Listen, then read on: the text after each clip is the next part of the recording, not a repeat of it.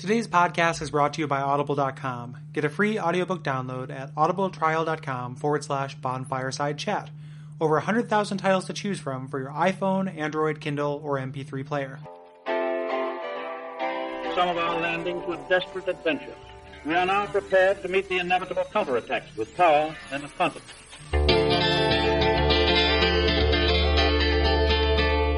My name is Gary Butterfield. My name is Kole Ross.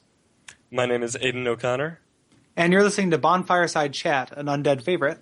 And this week we are doing a very special episode about speedrunning in Dark Souls, because we gotta go fast.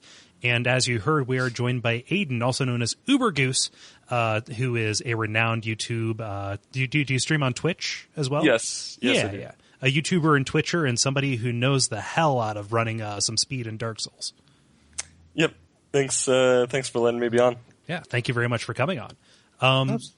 Yeah, so if we want to go ahead and get started, why don't you tell us a little bit about yourself, like what got you into doing this? All right. So this is actually, I got interested in speedruns far before I got interested in Dark Souls. I actually got interested watching Siglemic running Super Mario 64 about 2 years ago when he was doing a marathon.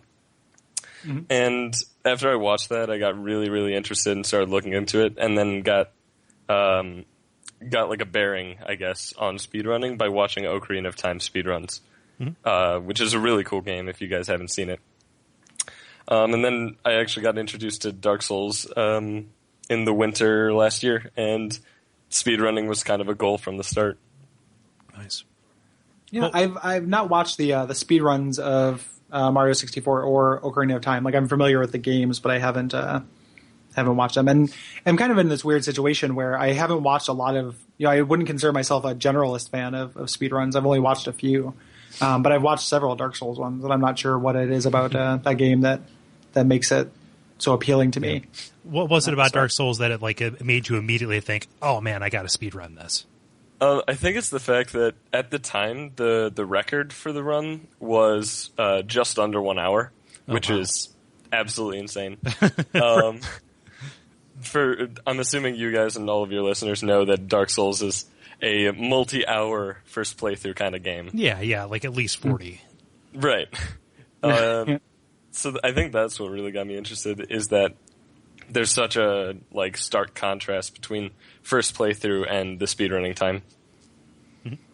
Yeah, we've talked about that a lot on the show, the kind of compression of space and mastery that comes with going through an area. And it's an interesting idea because, I feel more so than many games, and we talked about this a lot. The second time through, you're going to go a lot quicker. The third time through, even quicker. And if you kind of just follow that to its conclusion, you end up just literally doing nothing that you don't have to do. So that makes a lot of sense. Just in kind of dry demographic style, when did you start? So when did you, date wise, or around what time? So how long have you been doing speedrunning Dark Souls? I started in January this year. And it was pretty much right before the speedrunning really exploded for Dark Souls. Mm-hmm. And actually, interestingly enough, my first speedrun was 1 hour 59 minutes, which is crazy to me because I hear a lot of people saying that their first speedrun was 4 hours long, and it's just crazy. Yeah. How many times did you go through the game as a civilian before you started making those concerted before you're runs? Conscripted? Yeah. Well, I can't think of a better way to put it. I actually beat the game, I believe, only twice, but I made my first playthrough character was Sorcery. Mm-hmm. And I got them to New Game Plus Gwyn, and after dying 18 times in a row, I gave up on that, and then beat the game on a first playthrough a second time, or on a New Game file, rather. Okay. Mm-hmm. And then I started speedrunning pretty much immediately after that. Right. So if you when you started out, you said you started out speedrunning immediately after that, and that kind of one of the questions I had is that I'm kind of surprised to find that you only kind of vanilla beat the game a couple of times, because I would think that the greatest asset, the thing you need in order to do a good speedrun is to know kind of the tricks. So there's a knowledge bit, and then there's also the mastery part where you need to, you don't need to not die on bosses. and you need to not die on tricky parts because that's obviously a lot of lost time. So you say your first speed run was 2 hours. Like, was there a preparation phase, or did you beat the game twice and then immediately went through it about 2 hours? Because that's impressive as hell. Like, if that's the case, like. Okay, so when I decided that I wanted to speedrun it, I actually started watching streams pretty much immediately of Dark Souls. And one of the streams that I watched is actually the current world record holder for pretty much every single category in the game, Sanso84. Mm-hmm. And I watched his Blacksmith Giant Hammer run, which I can explain a bit later. And I really just copied the route and just ran through it myself, and it worked out pretty well, I'd say. Right. What was the record at that time? So if you got 2 hours using the same tactics, what were you up against? At that time, that run I believe was at 1 hour, 8 minutes, and 40 seconds, roughly. And now that route is down to I believe 59:28. So. You mentioned different categories of speedruns, like what delineates that? Yeah, do you want to give there's a bunch of them. Do you want to give kind of a brief overview? Yeah, of what people are doing now. So the categories, Dark Souls actually gets a lot of flack in the speedrunning community because there's so many categories. Because people, basically the idea is we want to diversify it as much as possible and have it as enjoyable as possible. Mm-hmm. The fastest run is the Black Knight Halberd run, because that weapon is insanely good very, very early, and you can beat the game in 55 minutes, 38 seconds is the current record. But the issue is that that's a random drop 5 minutes into the run. So because of that, people don't want to run that route. So the different routes would be Pyromancy, Sorcery, Blacksmith Giant Hammer, like I said. Gravelord Sword is a good one too. Crystal Halberd's also good. And then there's a couple other ones, as well as the category for all bosses, which, as the name implies, you have to beat every boss in the game. Yeah. And the routes, each route has its own record in the community. And I don't know, it's really, really interesting to just try to compete against other people's records for different routes. Mm-hmm. And my favorite ones that I've watched so far have been the all boss ones, because you kind of see, tricks in areas, that they seem to be a little bit less popular, for people. I feel like I see a fewer of those. And then the other kind of dichotomy or split are people who will kind of manipulate glitches and such. Like the first speed run I ever saw popped up in my YouTube feed. You might be interested in this, and it was somebody who beat Dark Souls, and it was something like 40 minutes, and they used the kiln glitch. Right. Is that something that how is that looked upon? Is that considered just kind of a different category, or is? So it's actually really interesting. In speedrunning in general, glitches are complete fair game, because when you want to beat a game as fast as possible, you abuse every single bit of the coding, and that includes, AI loops or anything like that, and that also includes glitches, obviously. Right. So that would be the record if it weren't for the fact that glitch got patched out, and it never even existed on the PC version of the game. Oh. Okay. Yeah, I had never tried it myself, so I wasn't aware that it went away. Can you just briefly say what it is for the people who are listening who don't know? Yeah.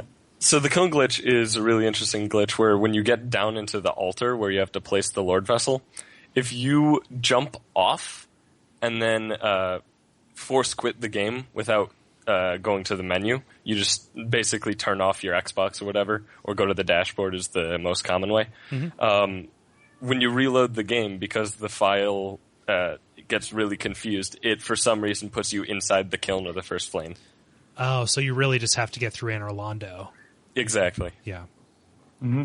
And the record for that run is something like 29 minutes, but nobody runs that, so. Yeah. But they used to. So it's interesting that it's an evolving thing. So the community and the runs around it are changing as the game kind of changes. Are there any glitches that are still extant that haven't been patched out that are routinely taken advantage of? Not really. Dark Souls is a very, very tame game in terms of glitches. There are really, really minor things that you can't really point to as glitches. Obviously, rolling out of a fall is a big one to point at, because there's no way that that's intended by the developers, but everybody does it, so it's whatever. Right. There's a couple other little things in there too. One of the things that was really surprising to me the first time I saw it was the ceaseless skip. Oh, and you talk about it in one of your videos, and you say, I don't really try this because if you fail it, you lose more time. It's real kind of, it only works if you make it the first time. And then I had to go look for it, and it was really kind of impressive.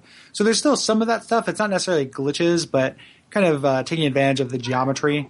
Yeah, it's like sequence breaks, basically. Yeah. And then I think in the sorcerer one, do you do the you go up into that little nook with Quelaag, where you can kind of repeatedly shoot her in the face, or without being hit? I believe a couple runners call it like the cheating slope or something like that. It's just a spot where you can abuse the fact that Quelaag can't fit there, and even though you can't normally run up the slope, jumping in Dark Souls is really weird when you interact with slopes, so you can just get up there. And if you're locked on and you're firing soul arrows, you're at an exact perfect angle to hit her body every time, which if you hit her body, it staggers her. So it basically makes the fight incredibly trivial. So the other thing with the halberd too, because people will do the vertical slash on that. Yep. That hits her. I've definitely seen that. Yeah. One of the things when you talk about the ramp thing, it's kind of interesting. I was killing time with my friend Brayden, and we're doing kind of a co-op playthrough, and we were in Darkroot. And when you leave the kind of parish area and look to your right, there are two slopes that go up that wall to kind of the rest of Darkroot. And I was just killing time waiting to get summoned, and spent the entire time trying to jump up those ramps because you can get so close. To getting out of there, and I was just like, I gotta get, even though I just fall through the floor and go into a kill box, like I've got to see it, because I saw the guy who went under Sen's Fortress. That's a pretty silly glitch. Yeah, well, it doesn't do anything, but when I think about that killing glitch, it almost as if there's almost a world in which it could, like if you exit out in the right place there, maybe you'll spawn inside and skip both the bells. Yeah, that's actually really interesting. The Undersends thing, because I'm completely obsessed with Out of Bounds in any video game ever, I've worked like absolutely ridiculously hard to try to find an Out of Bounds in Dark Souls that helps with the speedrun. I haven't found anything, but I found some Out of Bounds in some really weird places. But the Undersends thing, turns out that the Kiln of the First Flame, if you look at the collision data for Dark Souls, is placed right underneath Sen's Fortress. Huh. Oh, wow. So you could theoretically, there's a location that you can jump out into like the abyss basically from underneath Sen's, where you would be landing in the kiln.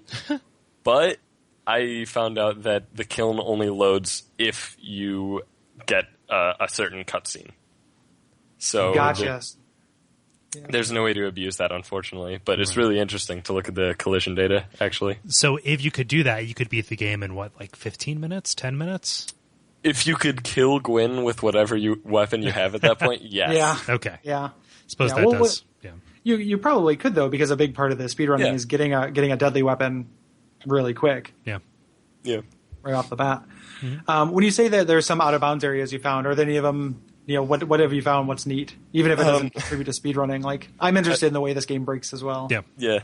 I found 18 different out of bounds near the entrance of the Duke's Archives, where you just fall down from Anor Londo just for 5 minutes before you die. None of that does anything. There was actually a glitch found in New Londo where you can actually get down into the abyss without lowering the water. Unfortunately, the way that the water works, your camera gets locked up at the surface of the water. So the only way that you could theoretically fight the Four Kings early is if you fought them completely blind, which is not feasible. Definitely not feasible for me, but in this game, if something is hard, I bet you someone will do it. Yeah. Oh, yeah. And actually, one of the runners, Lobos Jr., he does mostly challenge runs. Yeah. And he has done pretty much everything under the sun in terms of beating the game with something ridiculous. All it takes is pressure and time. Yep. Yeah, well, the ridiculous thing, because I've seen a video of somebody, like a group of people beating the Four Kings only rolling with the Thorn armor. And then Fuck you. That's not a thing. Yeah, it happens. It's just like, and then I've watched a shield only speed run as well. That was actually Lobos. Oh, that's Lobos? Oh, yeah. That's awesome. Yeah. Yeah, I didn't know the name of the guy. I'll have to check out more of his videos though. Yeah, he's pretty awesome. Because that stuff's real impressive. So, go ahead. No, you. So I say this as somebody who's generally incompetent with the game. Like if I were to stream me playing, like people would like send me sympathy cards. You know, I just make a bunch of like stupid mistakes and stuff like that. You wouldn't be the first on Twitch. But like, what's the tactic for just getting good at doing the game before you start getting fancy with it? How do you ride the unicycle before you start balancing a broom with plates spinning on the end of it? You know. I'd say simply repetition. Yeah. Just doing it over and over and over until you get into a comfortable rhythm with it, which is actually a big thing in speedrunning. RNG, which stands for random number generator or random number generation. That is a huge factor in Dark Souls runs because when you do like the repetition that I was talking about, you get into a rhythm. And whenever a boss will, roll snake eyes or whatever, they do an attack that they never do, or they do 2 attacks in a row that never has happened.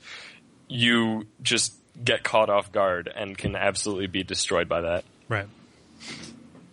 So that's an enormous thing with the repetition. So they can just do stuff that breaks the pattern that you're depending on. Yeah. Yeah. And you'll see that in just the a regular playthrough as well. Like I remember, the first time I saw Centipede Demon, throw fireballs at me. Oh yeah. Yeah, I was just like, oh, this never happens. That's odd. So like, if that happens when you're at the Centipede Demon, what's the latest you've gotten into a game, like into a run, and then just messed up and been like, well, hit reset? Actually, Gwyn for me. What? It was mostly a rage reset, because in most situations, if I make it to Gwyn, I'm going to finish the run, regardless of if I'm going to set a new personal best or if the time is even going to be like plus 20 minutes on the last split or whatever. I'll generally finish the run if I make it that far. Right. But it was when I was going for, at the time, world record attempts for the Blacksmith Giant Hammer. And I made it to Gwyn and died when I was over a minute ahead. It was pretty heartbreaking. I'm sure. Wow. So this is the it's been a couple times since that you mentioned the Blacksmith Giant Hammer run. Can you tell us what's involved in that? Yeah. So the Blacksmith Giant Hammer is the weapon that you get from killing the giant blacksmith in Anor Londo, which nobody does because he's such a useful NPC. Right. But it turns out the weapon does a ridiculous amount of damage to pretty much anything in the game. I'm just going off the top of my head. I believe it does 300 lightning damage and like 120 physical. Like out of the box? That's when you get it to +5. It's something like that. Yeah. But basically the idea is get to Anor Londo as fast as possible, kill the giant blacksmith, and then beat the game with his weapon. And because the weapon does lightning damage, we use Crystal Halberd to fight Gwyn, because that does like 800 damage per riposte or something. And you can get it right there. Like, it's not going too far out of the way. Because the way that these kind of routes are crafted, there's such an interesting element of risk-reward, right? So, like, one of the things that was really interesting, I think the first video that you did I watched was the sorcery one. And because you have to have a certain amount of intelligence to use every spell, you need to have a certain number of souls to level up to that and get each spell. When something goes wrong, you have to really like, okay, so where you're testing your knowledge of the game, like where else is there like a soul pickup that I can grab to make it's kind of a real elegant mathematical, almost like a program kind of thing, like a series of if-then statements and fallbacks and everything like that. Like, it's real neat. Have you done one? So you said the first one you did, you kind of copied one that you had seen. Have you ever done what has been the thing that have there been things that you've kind of innovated in, or things that you're real proud of, that you managed to do something that you haven't seen before, or do something better that you'd seen before? It's actually probably like the thing I'm known for the most. Duke Skip is a very, very interesting sequence break where you actually skip the mandatory death in the Duke's archives. Really? Mm-hmm. And when I started running, I really just wanted to find out a way to do that skip as mechanically as possible. Mm-hmm. Like in games like Ocarina of Time, when you have a glitch that you need to set up, each movement that Link does is a set distance. But Dark Souls is a lot more fluid than that because like you only have one way of moving aside from walking or running, and that's rolling. So that's like the most mechanical way to move in Dark Souls. Right. And I really tried to find out the best way to actually find a setup for Duke Skip so you don't have to like try over and over. Like you can get it first try with the setup. And that's the thing that I definitely worked on the hardest. Mm-hmm. And I guess going in a little more depth, Duke Skip, what you do is you go up the elevator to get to Seath, mm-hmm. and then you pull the lever of the elevator to send it back down. You get off the elevator by going into the room a bit more, and then you roll back onto a railing specifically. And about halfway down, once you reach the opening, where it opens up into the first area of the archives, you have to roll onto the second from the top floor onto that railing. Yeah, it's impressive as shit every time I've seen it. Yeah, it's really crazy. Yeah. And so that trips the flag to where you don't have to go into the prison tower, but Seath moves down to the crystal caves. Right. Okay. It's actually interesting. Seath will stay up in the tower until you hit the cutscene in the crystal caves. Oh, wow. So even if you do the prison sequence, he's still up in the tower if you want to go say hi. I had no idea. That guy's a dick. Yeah, I don't want to go say hi to that guy.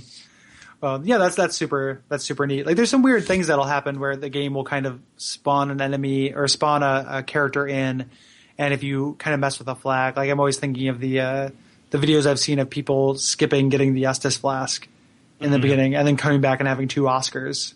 That one's weird. In the return to it's just really odd. Like when you try to intentionally break something, you're gonna get that kind of thing. Just for kind of completion's sake, I know what you mean by this, but explain what you mean by splits. Okay, so splits. This is actually a question that pops up surprisingly frequently. So when we're doing speedruns, we like to compare ourselves on the fly to our personal best to see if the run is worth finishing. And we have a set of splits, is what they're called. It's basically just a lap timer where we hit the hotkey to split it every single time that we get to a checkpoint, and generally those are bosses being killed. Right. So when people talk about splits, it's just referring to the time that you hit the button for the checkpoint, essentially. Okay. Right. So you'd have a separate, kind of a smaller increment of time, say, between Quelaag and the Iron Golem. And, the first time you go through, that takes you, 10 minutes. And then the second time it takes you 9. And that's what you're comparing kind of within there. Yeah, and then the split at that point would read -1 minute. And you'd be like, okay, cool. So I'm ahead of my personal best. Right. Mm-hmm. And there's obviously software for this, right? Yeah. Yeah. The program that most people use is WSplit. Okay. And then a lot less known, but also quite competent, is a program called Lanfair. But the issue with WSplit with Dark Souls, assuming you're playing on PC, which all speedrunners actually do, pretty much all of them, WSplit doesn't like to work with Dark Souls, or rather Dark Souls likes to eat all inputs, basically. Yeah. Right. So you have to have a script to make it work, but it's pretty easy to set up. Yeah. So this is going to be kind of a weird question. Where is all of this stuff codified? Is it just from watching other speedrunners and learning from what they do? Or is there a specific community where everybody kind of gathers and shares this stuff? Oh, well, first off, when you start speedrunning Dark Souls, pretty much from day one, you're going to find another speedrunner watching your stream, assuming you're streaming it. Uh-huh. Because all of the runners are very, very interested in seeing how other people play, trying to help other people get better times. Oh, wow. So, basically, actually a fairly new runner, when he started streaming, I was like in his chat when there were like 5 people watching, and I was like, "Oh, hey, how's it going?" And he was just absolutely flabbergasted, I guess. Like, I shouldn't be surprised that the community is that supportive, because everything about Dark Souls is like that. From what I've seen. But that's really cool that everybody's like watching out for everybody else. Yeah. Yeah. When it's a kind of a competition, right? So like right. these people, they are people trying to accomplish the same thing you are, but everyone's kind of challenging themselves. It's kind of like a golf kind of thing, you know, and it kind of lends itself well to that. Yeah. If so one thing I thought about, so, and this is also going to sound kind of a little bit like a weird question, but bear with me here. When I started doing Let's Plays, I had a friend of mine who, like I could not understand the concept of what a Let's Play is. He's not into games or anything like that. And I kind of explained why it was fun to do. And his thing was like, oh, I understand why you'd want to do it, but why on earth would anybody in the world watch something like that? And I imagine him having, being similarly kind of befuddled at something like a speed run where like you're not actually playing the game. And I understand why speedrunners like to watch other speedrunners, but like, what is your take on why somebody like, myself, who is not interested in speedrunning, has watched, 10 or 15 Dark Souls speedruns? It's like actually, why, it's actually interesting that you bring that up, because my brother is actually one of the people who's like, why would you watch somebody play a game? Specifically, like today, he was asking me if I had played Hotline Miami, which unfortunately I have not. But ooh, fix that. yeah, that's good. Yeah. And I said that like, oh, I had watched like the speedrun or whatever. He's like, well, why would you watch it? And I guess the main reason is I guess living vicariously, I suppose. So even if you haven't played a game, watching somebody else play the game is a similar experience for some people. Right. Because you still experience like the discovery through the person that's doing the Let's Play. Mm-hmm. So, and then for you watching speedruns, I think that's more of just like, you're just really, really interested because this game that you play so much can just absolutely be destroyed. Yeah. Like without even any effort. Yeah. It's a feat, right? Yeah, pretty much. Yeah, it's a feat, and it's fun to watch people do things that they're good at. Mm-hmm. Mm-hmm. Watching mastery is really satisfying. Yeah. It's definitely why I do it. But it's kind of interesting the way that just some people it just makes sense for, and some people it doesn't make sense at all. Right. Do you have like so somebody's interested in getting started watching, other than your videos, do you have like a favorite other speedrunner or a place that you recommend as kind of a starting point? Like the people I've talked to in person, I've recommended you because of the commentary, because you kind of explain what's going on.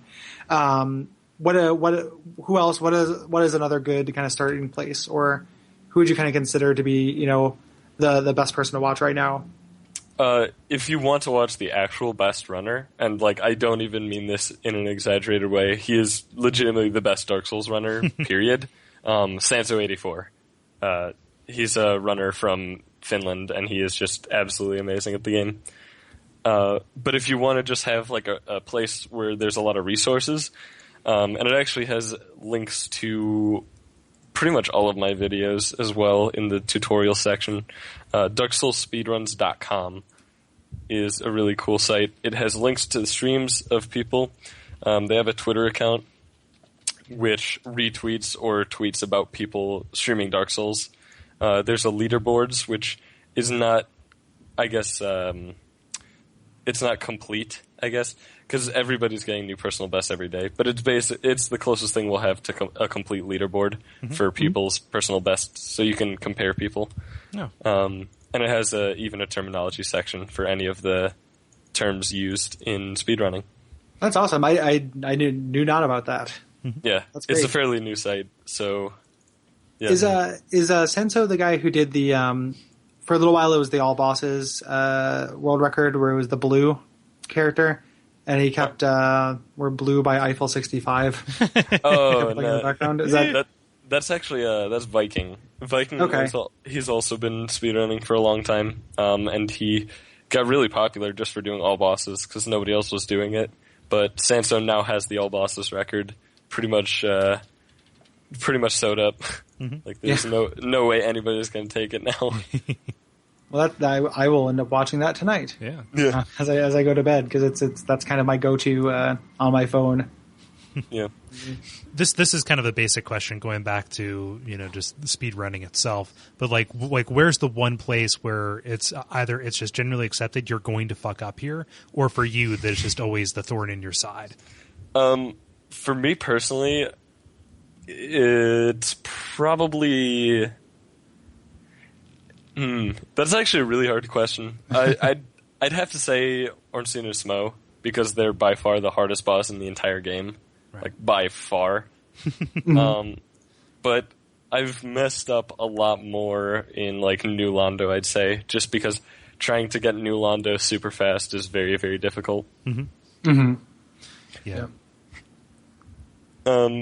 But for the majority of speedrunners, it's probably just Duke Skip, because that trick is so absolutely ridiculous. Like, me, Sanso, and one other runner, I'm awful, Viking, are probably like the three best runners at Duke Skip, but like none of us can get it 100% consistent. Right. Mm-hmm.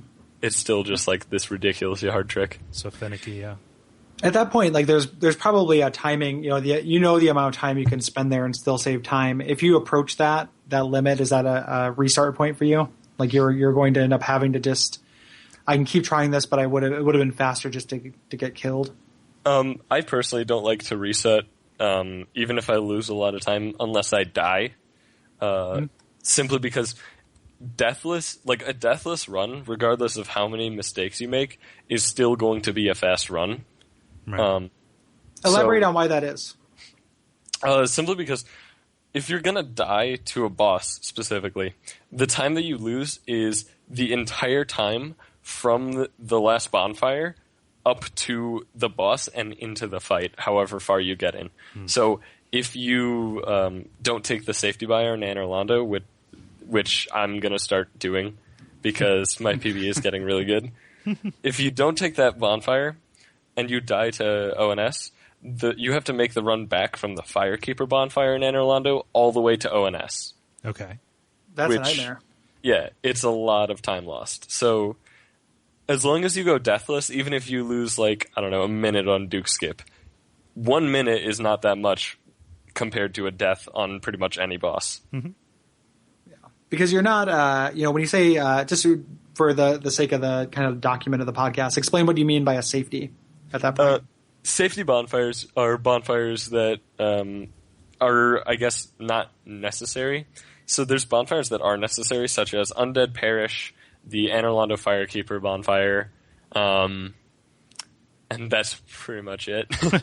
Pretty much every other bonfire is a safety bonfire at that point, simply because those bonfires, you need to warp to them later in the speedrun, but any other bonfire that exists is pretty much unnecessary. Right. So skipping them is obviously faster than sitting down at them.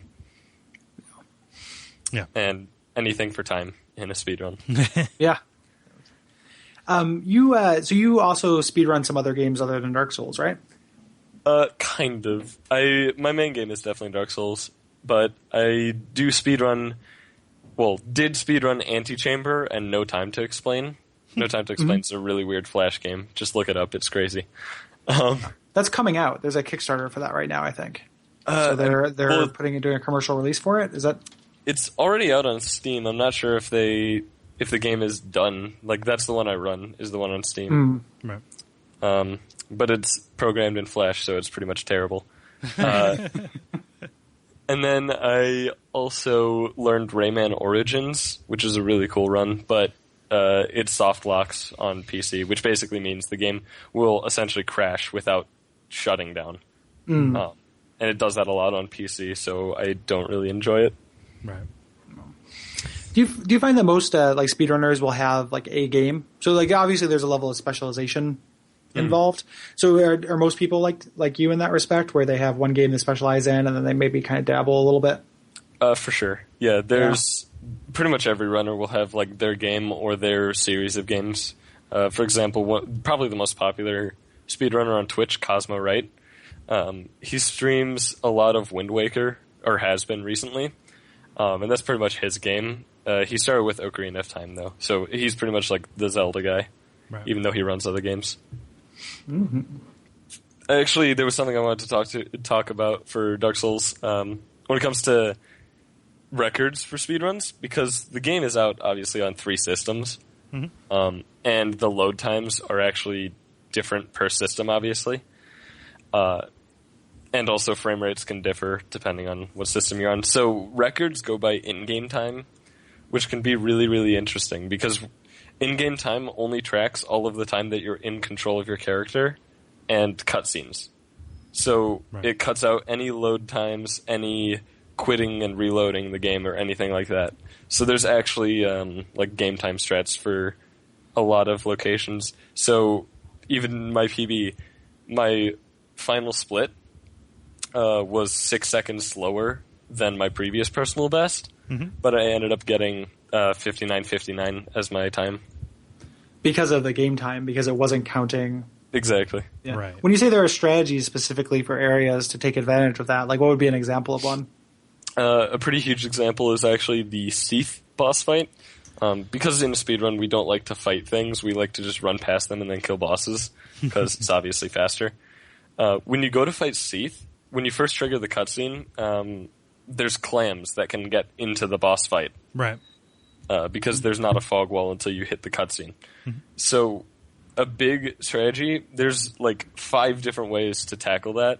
And one of the most popular ones is get aggro of all of the clams, back up, and then go for it, so the clams just don't get close enough to get into the boss fight. And then another one is just bum rush the cutscene, and then quit the game and reload the save, and it'll put you right outside the fog gate with Seath there. And if you break the crystal before quitting, the crystal stays broken. Huh. Yeah, very cool. Yeah. Yeah. Is there anything, I mean, is there something, so I'm coming at this, I've watched several, but I'm obviously not in deeply, as deeply invested in the world of it. Yeah. Like what, is there anything like specifically kind of subject-wise or topic-wise that we're missing? Like, I guess I could go over, did you guys, I don't remember, did you guys talk about the Cecil skip on your Izalith episode? We did, because of the because of the lore implications, because that's right. That's who we are. because we are a parody of ourselves. Yeah, right. Yeah, that's our element of specialization in in this world, or attempted specialization, I guess. Yeah, which is just crazy too. Do you think, just personally, like, do you think that's what the game creator was talking about, and when he's saying a way to spare Ceaseless? So I initially was going to say no to that, but after speedrunning, it turns out that if you skip Ceaseless, the bonfire underneath the rockworm isn't there. So for some reason, that bonfire doesn't exist until Ceaseless dies. Which is really interesting. That means that they at least had some idea of the fact that Ceaseless could, be alive still. Otherwise, that wouldn't be the trigger, basically. Is there any other bonfire that is flagged like that? That isn't just part of the world? Nope, not a single bonfire is like that, aside from that one. That's crazy. That's crazy. Yeah. It's really strange. Yeah, so if you're going to skip Ceaseless, you're going to have to go all the way through Fire Sage. Demon Fire Sage, yeah. Huh. It's really crazy, yeah.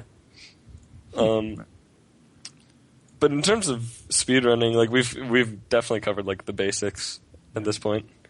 I guess a little more in depth of the routes, because that's the biggest part of the speedrunning, are the different routes that you can take. A lot of the routes were actually just like made because somebody wanted to use a weapon to get through the game. and they did it, and it turns out that the time can be really, really fast. And the biggest example of that is actually when Sanso created Battle Mage, which is probably the coolest route that exists in Dark Souls. The idea to Battle Mage is actually you start Hunter, and then you... At least I'm going to go over what the route used to be, because it's probably the coolest. You would start Hunter, you would go into Undeadburg, and you would buy throwing knives, Lloyd's Talisman, Reinforced Club, Dagger, and Spear. And then you would grab the resin, go fight Taurus, killing him with Reinforced Club with resin. Mm-hmm. Then go to the bridge with the Drake, cut the Drake's tail, use the Drake sword for gargoyles and Quelaag, and then you would use the spear on Iron Golem, and then after that you'd get the Crystal Halberd with the Lloyd's Talisman in Anor Londo, use that against ONS, use it against Seath. And then you'd get the magic from Logan, kill him for his catalyst, and then use Crystal Magic Weapon on the dagger for the rest of the run. That's crazy. Because it's so contrary to what it seems like, with most of the other philosophies where you're just trying to get your endgame weapon as soon as possible. Yeah. Which is also how I play through vanilla as well. Right, like I'm just trying to get what I'm going to use. So even down to the routes, they have different names? Yeah. Like that? Generally, they're named after the weapon that you use, but Battle Mage is such an outlier that the name Battle Mage pretty much just stuck. Right. So that was just arrived at because somebody wanted to use those weapons, or it was determined like, oh, this would really work on these guys. It was mostly the fact that the sorcery route at the time would use the Crystal Halberd for ONS as well as Seath. Okay. Before you could get the crystal magic, which would make the run that much better. And so realizing that you could use the halberd for those bosses, and it's really easy to get to Anor Londo with whatever, and then the dagger with crystal magic weapon does a ridiculous amount of damage per second. That was basically the basis of the route. Right. Huh. Yeah, it's awesome. I love the way that that kind of approaching a game from a different angle can teach you things about it and kind of innovate, because I would not have thought of using the dagger for that. But when my goals for getting through the game are different, so it's I'm discovering less. Kind of approaching the same thing in a new way is going to get you a lot more. So that's neat. Mm-hmm. Yeah. So just kind of wrapping up. So where on the internet can people find you? Plug away, man. All right, the most common place that you'll find me is twitch.tv/ubergoose without an E at the end. Long story short, I lost the password to the full name. Then on YouTube, ubergoose mage, except goose is G-U-S. God, it's really confusing to find me. Ubergoose. Yeah. I'm on Twitter at ubergooseus. Everything spelled out like it should be. Yeah, it's crazy. That's about it. Yeah, and I definitely have recommended it before on the show, but I 100% recommend checking out Aiden's videos because it is definitely if you're coming to it new. I mean, even if you're an old hand at this, then you probably already know about him. But if you're coming at it new, I found it to be the most friendly entry point for kind of the world. Yeah. So. Very helpful commentary. Just in general, we talk so much about if you've played this game, just play through it a different way. I don't have the ability to do it, but just learning about what you see by breaking it, really neat. And I appreciate knowing about this stuff now. Yeah, it's pretty crazy. Because personally, for me, when I wanted to speedrun Dark Souls, but then after I started, I really can't play it casually anymore. Oh no. But it's not all bad. It's mostly because the game is too easy for me to play casually. So when I game, I thrive on challenge, and when something's not challenging to me, it's not very entertaining. But even though Dark Souls isn't that challenging to me, trying to compete against the clock is. Mm-hmm. And that's really the draw for me. Creating your own challenge, even though, I mean, the game is still, difficult for me at points. But one thing that's interesting that's kind of similar to that is like certain shortcuts or certain time-saving measures that I take, I have to actively try not to use if I want to not do that. Like the next episode, probably it will have already come out by the time we release this, but the next episode we're recording is going to be on the Catacombs and Tomb of the Giants. And I, more or less speedrun that area. Like I go through it the same way I've watched speedrunners do it. Just because it's a bewildering nightmare to me to try to get, it makes sense of it. It's like a really confusing area, and the direct route that I found is really, really easy, and I'm really used to it. So I have to be active about not doing it. It's hard for me not to do it. Yeah.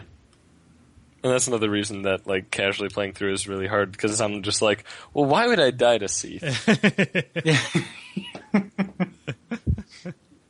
Yeah. Huh. Yeah. Cool. Well, yeah, very cool. Again, thank you very much. Yes. Like, I really appreciate it. And, I'm going to keep watching and check out some of these other people who you have mentioned as well. Yeah. I think I mentioned it in the email, but on St. Patrick's Day this year, me and some of my buddies did Souls Bowl. Yeah. Levi and Nick, who have been on the show, and just got drunk and made bar snacks and then just watched speedruns and watched your Pyromancer one. Yeah. During that. So this is the one I had not seen yet of those like In a Nutshell series. Yeah. Mm-hmm. But yeah, it's super fun. I appreciate the entertainment and what you do. Yeah, thanks for having me on. Yeah. I really do appreciate it. It's pretty awesome, actually. Absolutely. We're really happy to have you on there. Yeah. So cool. So the admin stuff, iTunes, blah blah blah. Check out all of Aiden's stuff on YouTube and Twitch. Yeah. Yep. And until next time, praise the sun. Praise the sun. Praise the sun. Praise the sun.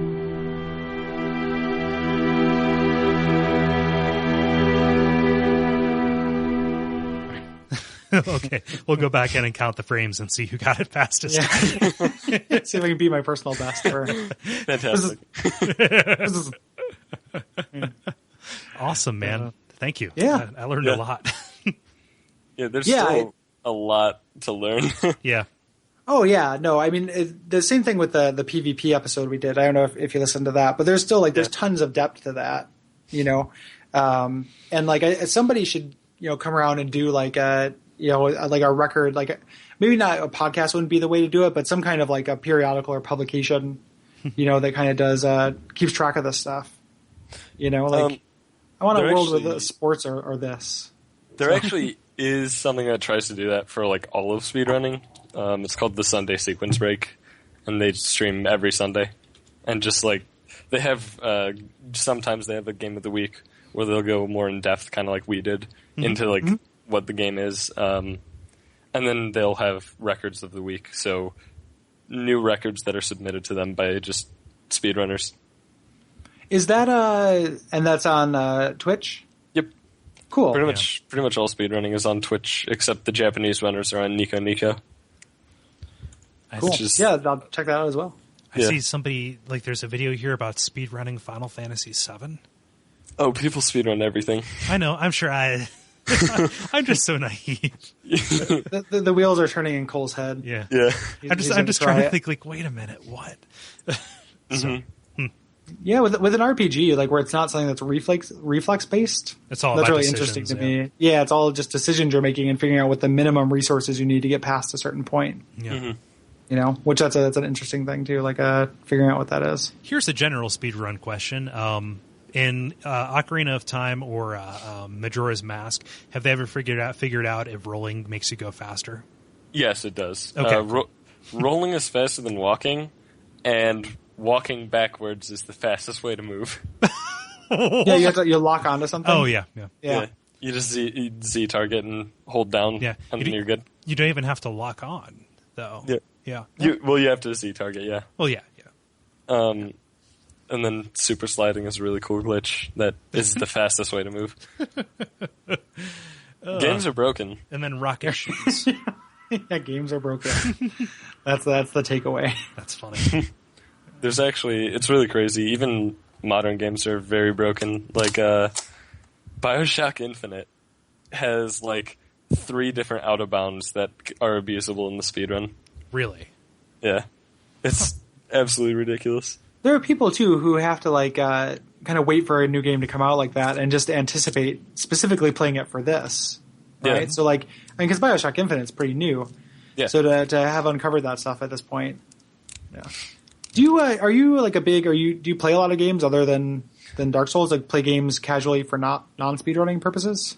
Whenever there's a new game, I at least look into it. Maybe not buy it, but definitely look into it. And I do play a good amount of games, but most of my time right now is devoted to Dark Souls and Dota.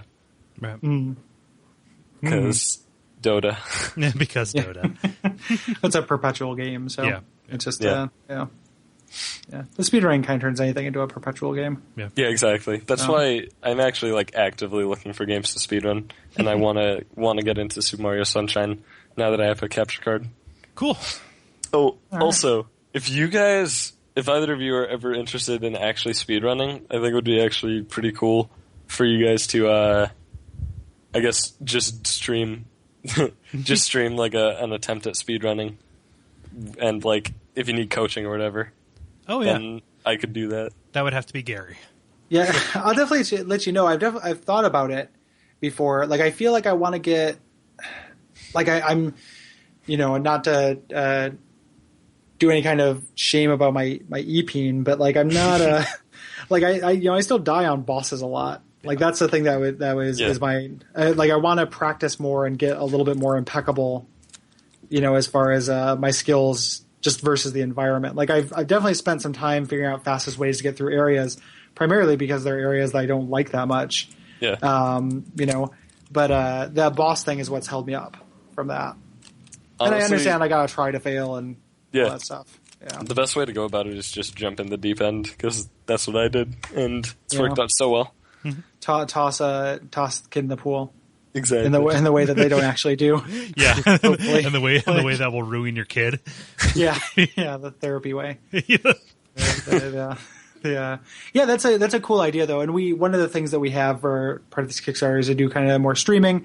I've streamed like a little bit of Isaac stuff, so I thought about doing a little bit more of that. At this point, it's like a time thing too. Yeah, sure. Or just like find the time to do it. But that's a good idea. And if so, I'll definitely give you a heads up on Twitter. Yeah. And let you know when I'm doing it, and we'll announce it on the show and stuff. And that would be really cool. Yeah, because I really enjoy, like, I guess teaching people, which is what made me want to do the explained runs, pretty much. Yeah. Yeah, and that brought you to us. That worked out. Worked out great. Yep.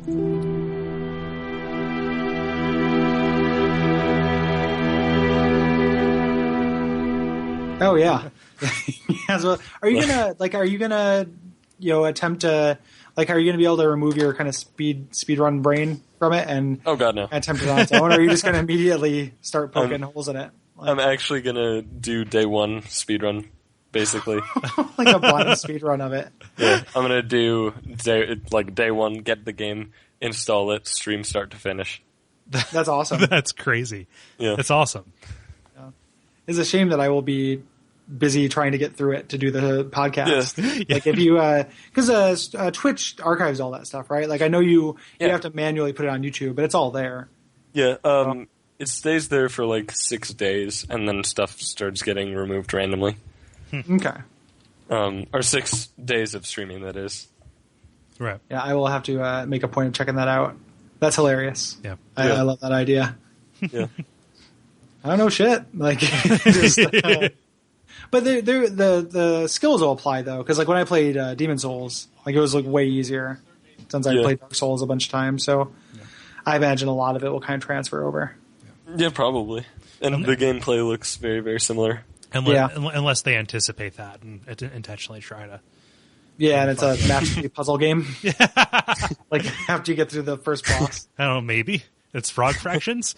Yeah. Dark fractions. Dark fractions. The frog fractions makes no sense, and I love it. Oh, that game's amazing. Yeah. The game is fantastic. Yeah, I love that. We're afraid that we will have far more soon